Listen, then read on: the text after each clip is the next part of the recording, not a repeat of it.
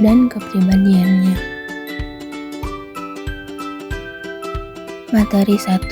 Pengertian remaja.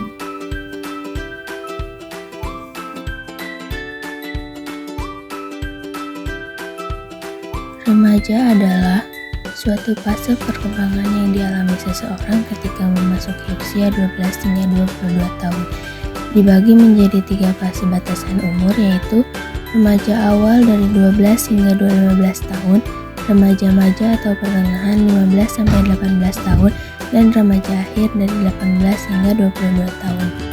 Aspek perkembangan remaja. 1. Fisik. Perubahan fisik pada remaja belum sempurna. Terdapat penurunan dalam laju pertumbuhan dan perkembangan internal meliputi tinggi badan, berat badan, proporsi tubuh, dan ciri-ciri sekunder. Perkembangan eksternal meliputi sistem pencernaan, peredaran darah, sistem pernapasan, endokrin, dan jaringan tubuh. 2. Emosi. Masa remaja dianggap sebagai periode badai dan tegangan, di mana ketegangan emosi meninggi sebagai akibat dari perubahan fisik dan kelenjar. Tidak semua remaja mengalami ketidakstabilan dari waktu ke waktu sebagai konsekuensi dari usaha penyesuaian diri pada pola perilaku baru dan harapan sosial yang baru. 3. Sosial. Perkembangan remaja yang tersulit adalah berhubungan dengan sosial. Remaja harus menyesuaikan diri dengan lawan jenis dalam hubungan menyesuaikan diri dengan orang dewasa di luar lingkungan keluarga dan sekolah. Remaja juga lebih banyak menghabiskan waktu di luar rumah bersama teman sebayanya. 4. Kognisi. Memiliki kemampuan introspeksi, yaitu berpikir kritis tentang dirinya serta berpikir logis terhadap hal-hal yang penting dalam mengambil keputusan. Ciri berpikir mereka biasanya idealis, egosentris, dan konformitas. Materi yang kedua yaitu kepribadian manusia. Kepribadian manusia adalah kebiasaan, sikap, sifat yang dimiliki seseorang yang berkembang ketika seseorang berhubungan dengan orang lain. Gordon Allport merumuskan kepribadian sebagai sesuatu yang terdapat dalam individu yang membimbing dan memberi arah kepada seluruh tingkah laku individu yang bersangkutan. Lebih detail, Allport mendefinisikan kepribadian sebagai suatu organisasi yang dinamis dari sistem psikofisik individu yang menentukan tingkah laku dan pikiran individu secara khas. Allport menggunakan istilah sistem psikofisik dengan maksud menunjukkan bahwa jiwa dan raga manusia adalah suatu sistem yang terpadu dan tidak dapat dipisahkan satu sama lain, serta di antara keduanya selalu terjadi interaksi dalam mengarahkan tingkah.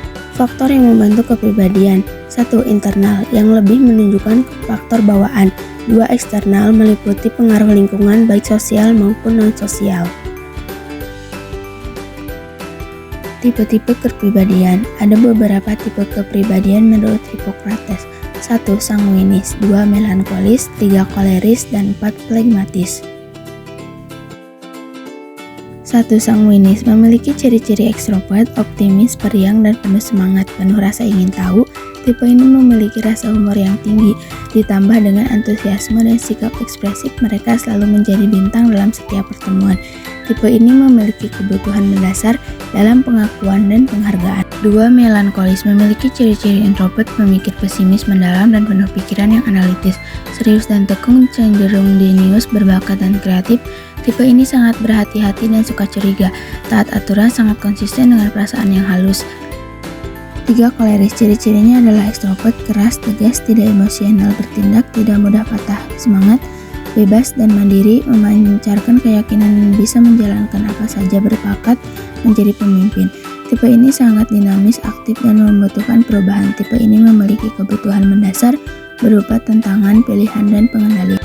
4. Flegmatis, memiliki ciri-ciri introvert, mudah bergaul dan santai, tenang, sabar, pemalu, hidup konsisten, tenang tapi cerdas, simpatik, dan rendah hati, menyembunyikan emosi, bahagia menerima kehidupan, tidak suka konflik dan pertentangan. Mereka sulit mengatakan tidak, sangat sentimental, dan suka hal yang sama-sama. Status quo. Tipe ini memiliki kebutuhan mendasar berupa penghargaan dan penerimaan. Mungkin itu saja yang dapat saya sampaikan. Terima kasih.